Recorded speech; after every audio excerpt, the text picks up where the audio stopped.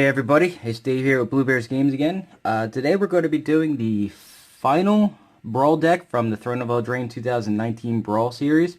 The last one is Knight's Charge.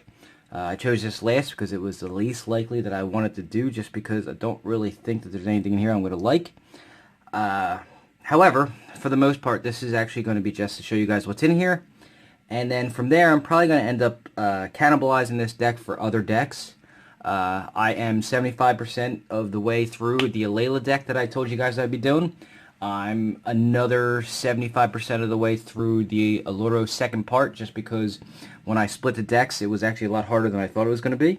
So we're going to go ahead and get into the Knight's Charge deck, and then I'll go there and I'll see what I have that is going to be like cannibalized from this deck. Let's go ahead and open it up. So, for this deck, Knight's Charge, the commander, if you will, is Sir Gwyn, Hero of Ashvale. He is a 5/5 for 6, so 1 black, 1 white, 1 red. He is Vigilance, Menace, and whenever an equipped creature you control attacks, you may draw a card and lose a life. And equipment you control have equipped knights for a cost of 0. So I'm not really all that excited about this one. Some people out there might be. I'm not really all that heavy into the Knight faction or tribe, if you will. So I'm not really all, I think I'm just going to use most of these for some of the budget decks for Knights. But again, we come with a life counter. I do like that they did that, a divider for the deck box. And then the deck, and of course, I showed you guys this last time. They all came with the little pamphlet. The pamphlet's not really all that much. It just gives you all 4 decks and a little bit of insight, some tips for brawling, all that stuff. Not all that exciting because it's the 4th time I've done it.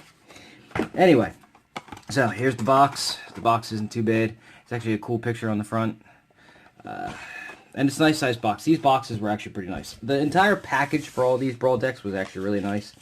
As far as the contents, the Alayla deck was really good. I was not expecting Corval to be good. Let's see if this one surprises me. So, let's see how much I struggle here with opening this. Ooh, look at that, I didn't. Alright, so, again, Sir Gwyn is the commander. Or, I guess that's what it's called in Brawl. But, let's see what else they got. They included Knight's Charge, 30 cast for an enchantment. This is whenever a knight you control attacks, each opponent loses a life and you gain a life. And then you can pay... And the cost here is black, white, and 6, which is a lot. Sacrifice it and return all Knight creature cards from your graveyard to the battlefield. Too specific to be cannibalized on that one. Silverwing Squadron is a star for 6. Flying Vigilance. Its power and toughness are equal to the number of creatures you control total. And then whenever it attacks, create a number of 2/2 white creature tokens with Vigilance equal to the number of opponents you have. If you take this into a different setting, it might not even just have to be for Knight decks, it could be for a token deck. That's a good token deck guy. Ember Skyblazer is 4 to cast, 4/3, not bad casting cost to power toughness. As long as it's your turn, it has flying, and whenever it attacks, you may pay a red and 2 of any, and if you do creatures you control, get +X/+0, where X is the number of opponents you have. Again, not necessarily have to be in a Knight deck, that's actually just good for Commander overall. Mesa the Valley is a 3 to cast equipment artifact. Equipped creature gets +1/+1 for each charge counter on it. And whenever a creature enters the battlefield under your control, you can put a charge counter on it, and the equip cost is 3. In this deck, it would be 0 if you have your commander out. Single combat, 5 to cast sorcery. Each player chooses a creature or planeswalker they control, then sacrifices the rest. And players can't cast creatures or planeswalker spells until the end of your next turn. It's a good little board wipe, especially in Commander. Midnight Reaper, 3 to cast for a 3/2, and whenever a non-token creature you control dies, it deals 1 damage to you and you can draw a card. Knight of the Ebon Legion, this is one of the better cards from M20 actually, in general, just a good card. So it's a 1 to cast, 1/2, so right there, right off the bat, it's got good stats for its casting cost. For 1 black and 2 of any, it gets +3/+3 and Death Touch until end of turn, and it has colons, so that means you can do it over and over and over again. I understand that that's not for until later game, but it's still pretty good. Now, the bonus to this is at the beginning of your end step. If a player lost 4 or more life this turn, you can put a +1/+1 counter on him. Notice how he gives himself +3/+3, giving him 4 power, so if he attacks, he gives himself a counter as well. Icon of Ancestry, 3 to cast for an artifact. When it enters the battlefield, choose a creature type. In this deck, obviously you would choose Knights, and creatures you control of the chosen type get +1/+1. And then for 3 tap, look at the top 3 cards of your library. You reveal a creature card of the chosen type from among them, put it into your hand, and put the rest in the bottom of your library in any order. I was going to put this in the Alayla deck, however, unfortunately, I don't have a whole lot of fairies in the Alayla deck, except for the tokens that are created, so I couldn't really make good use of this. If I come up with a tribal deck, I will be taking this. It actually came in a couple of the other ones. I think it came in 1 or 2 of the other Brawl decks. So I will be stealing them from this deck specifically just because this deck isn't really going to be used all that much. Up next, Response and Resurgence. Response deals 5 damage to target attacking or blocking creature for 2. And it's a split mana cost, so you can choose either 2 red, 2 white, or 1 red and 1 white. Resurgence is creatures you control gain first strike and vigilance until end of turn. After this main phase, there's an additional combat followed by an additional main phase. My girlfriend plays a red-white deck that relies on having additional combat steps, so this may actually go into her deck. I haven't done anything on that deck yet, however, I might actually just showcase that. It's kind of old as well. Godless Shrine is the black-white. I was looking for this yesterday to put into the Alayla deck. I have a bunch of them. I just couldn't find them. I may actually take this and put the one I found from my binder and put it back in. It's a plain swamp. It's the black-white shockland. When it comes into play, it's either 2 life or it comes into play tapped. Temple of Triumph is the red-white temple. Comes into play tapped and you can scry 1. Shining Armor. It is a 2 to cast artifact equipment with flash, so you can play it on anybody's turn. When it enters the battlefield, attach it to a knight you control, and the equipped creature gets +0/+2 and vigilance. Equip cost is 3. Again, if you have your commander out in this deck, it would be 0. Venerable Knight is a 1 to cast 2/1, so right off the bat, it's actually one of the higher ends of converted mana cost to power toughness. It's a 2/1 for 1. That's always great. I look for these to put into my budget decks just because they're great for starting off. When it dies, you can put a +1/+1 counter on target creature or target knight you control. So it actually keeps on giving even after it dies. Bell of the Brawl. 3 to cast, 3/2 with menace. And when it attacks, other knights you control get +1/+0 until end of turn. They really went heavy knight tribal on this one. Like to the extreme. Like it's really actually not that bad as a knight deck. This is actually a pretty good start for a budget knight deck for standard. Alright, Foulmire Knight is a 1 to cast 1/1 Death Toucher, so always good. It's a zombie knight, which is even better because we all know that everybody loves zombies. But it's also a knight as well. It also has an adventure, and the adventure is a 3 to cast, and as an instant you can draw a card and you lose a life. So you can use the adventure, draw a card, and then cast it for 1. Not bad. Order of Midnight, 2 to cast, 2/2 flying, which cannot block. And its adventure is 2 to cast, so you can cast either one a second turn. Return target creature card from your graveyard to your hand. Alright. Smitten Swordmaster is a 2 to cast 2/1 lifelinker with an adventure, and the adventure is actually a really good one. You gain X life and each opponent loses X life, where X is the number of knights you control. There is actually a Knights standard deck that utilizes this very well. It's not a bad card at all. I actually am a fan of that card. Sir Conrad the Grim, another card I really do like. So while the deck itself might not be something I'd play for a commander deck, or even if I was to play Brawl at all, a Brawl deck, it's got really good cards in it for other things. Sir Conrad is a 5 to cast 5/4. Whenever another creature dies, or a creature card is put into a graveyard from anywhere other than the battlefield, or a creature card leaves your graveyard, it deals 1 damage to each opponent, and each player, as an activated ability for 2, each player puts the top card of their library into their graveyard. Now, it has a lot of text. It seems very confusing. Basically what it's saying is anytime a card goes to the graveyard, and it's a creature card, doesn't matter how it got there, it deals a damage to each opponent. Okay? And there are good combos with this. This is part of the cat food combo, which is the Cauldron Familiar with the Witch's Oven. There are other ways to go ahead and utilize that. I actually do have a spot for him. I haven't shown you guys this yet. One of the last decks that I have built already that I'm going to be doing the before and after on is Nekusar. And technically, Sir Conrad fits into that deck very well because it's a wheel deck. So for those of you that don't know what a wheel deck is, it basically makes you draw cards, discard cards, draw cards, discard cards.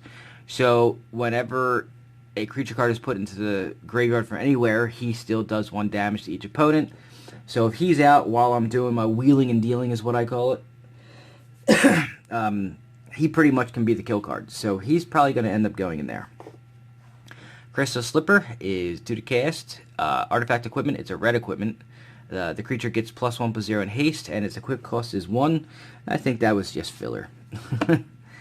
Ember the Shield Breaker, or Ember Shield Breaker.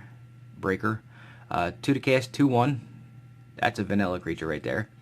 It has an adventure, and the adventure is destroy target artifact for 1 red, so he's pretty good utilization for Commander. Inspiring Veteran is 1 red, 1 white for a 2/2 that is a Night Lord, so other knights you control get +1/+1. It's kind of a natural thing. Steel Claw Lance is a black and a red for an equipment artifact. Equipped creature gets +2/+2. For knights, the equip cost is 1, and for anything else, the equip cost is 3. Wintermore Commander is a black and a white for a 2-star Death Touch. The toughness is equal to the number of knights you control, so it can get pretty quick, get pretty big pretty quickly on the ass end of it, if you will. And whenever it attacks, another target knight you control gains indestructible until end of turn. So he gets bigger and he can help keep others alive. Fireboard Knight is a 4 to cast, 2/3. This one you can do a whole lot of different combinations to cast it. You know, you can do 4 red, 4 white, 2 red, and 2 white, 3 red, 1 white, 3 white, 1 red. There's a million possibilities to cast them. Either way, it's a split mana cost.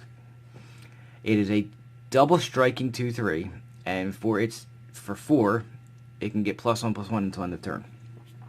So that guy can actually get out of hand quickly. Arcane Signet, the actual reason that I bought all the Brawl decks, because I have decks that need these. Add a mana of any color of your commander's color identity. I will be taking this out of... I've come up with a new way of doing things. Originally, I started off putting these in monocolored decks. I'm going to be taking them out and substituting them with other things. I don't know what yet. These are only going to go into 3-color decks going forward, just because I don't have enough of them. Ancestral Blade, 2 to cast artifact equipment. It's a white artifact. When it enters the battlefield, create a 1/1 soldier creature token, and then attach Ancestral Blade to it. The equipped creature gets +1/+1, and the equip cost is 1. It's free for the token, though. Bond of Disciple, 5 to cast for a sorcery. Tap all creatures your opponents control. Creatures you control gain lifelink until end of turn. Looks like a filler there. Obnixilus's Cruelty, 3 to cast. Target creature gets -5/-5. If that creature would die, exile it. So spot removal, it's not bad. I've never actually played Brawl in real life. I've played Brawl with the Alayla deck on Arena. I only played like 4 or 5 games though. I'm not 100% sure how important spot removal compared to board wipe. I mean, I know Brawl is more of a 1v1, so I guess spot removal would be more desired, so I guess that's why that's in there. Mask of Immolation is a 2 to cast red artifact equipment. When it enters the battlefield, create a 1/1 red elemental token and attach the mask to it, similar to the Ancestral Blade. The equipped creature has sacrificed this creature, and it deals 1 damage to any target, and the equip cost is 2. So it turns it into a devil, basically. Despark is 1 black, 1 white for an instant that says exile target permanent with converted mana cost 4 or greater. Excuse me. Mortify, one of the better spot removals in I guess, not Magic, but I guess in the world of Brawl and Commander. It's 3 to cast and destroy target creature or enchantment. It's kind of got a dual use, so it's actually pretty good. Skynet Legionnaire is 3 to cast, 2/2, flying haste. And Corpse Knight is a 2 to cast for a 2/2. Whenever another creature enters the battlefield under control, each opponent loses a life. That's actually not too bad for any token deck at all. It's also a zombie on top of being a knight, so that's a very solid card in general. Skynet Vanguard is a 2 to cast 1/2 flyer, and when it attacks, create a 1/1 white soldier creature token that's tapped and attacking. So again, more tokens in their knights. Colossus Hammer. This one's kind of funny. I do love how big that hammer is. It's like Thor's hammer times 10. It's a 1 to cast equipment. The equipped creature gets +10/+10 and loses flying. The reason why this is in here, I could see that because the equip cost can be 0 with your commander out. This could get pretty, equipping that for 0 instead of the 8 that it costs is pretty devastating. Especially if you can get enough ramp to make Sir Gwyn come out, third turn if possible. I don't know if it's possible, especially in a Brawl deck. In Commander, it could be possible, but imagine doing that where you got him out with a Colossus Hammer out. It'd be pretty devastating, actually. That's a lot of Commander damage. Alright, up next. Integrity and Intervention. The Integrity part is 1 to cast split between either red or white. Target creature gets +2/+2 until end of turn. Intervention is 4 to cast, and it deals 3 damage to any target, and you gain 3 life. They've made a card like this all the way back in, I believe it was Dragon's Maze. It's pretty much the same card. I can't remember the name of it off the top of my head. I have a whole bunch of promo versions of it in foil, but basically it's the same card. It's 4 to cast, deal 3 damage, gain 3 life. Marauder's Axe, another equipment, 2 to cast. Equipped creature gets +2/+0, and the equip is 2. And then some lands. Let's see what lands they put in here besides the rare ones. Alright, so Bloodfell Caves is the black-red, comes into play tapped, gain a life version of a dual land. Boros Gill Gate is the gate version of red-white. Command Tower, which goes into every commander deck, or if it isn't in there, it should be. Evolving Wilds, my favorite of faux fetches. Basically, it goes and gets a basic land. Orzhov Guild Gate, the black-white gate. Rakdos Guild Gate, which is the black-red gate. Scoured Barrens is the blue-white, comes into play tapped dual land, and when it comes into play, you gain a life. And I'm sure there's something on it. Oh, this is actually kind of cool. So, because knights are a thing in the Throne of Eldraine, they actually made a tri-land for knights. So, it taps to add a colorless, or taps to add a red, a white, or a black, and you can only spend that mana to either cast a knight or an equipment spell. So, it's actually not a bad land to put in one of these. And Windscarred Crag is the red-white that comes into play tapped, and you gain a life. So, that is the Knight Charge Brawl deck from the Throne of Eldraine series for the 2019 Brawl series. I'm going to absolutely cannibalize the hell out of this deck for other decks. So, I would never use this for myself. It's not my style of play.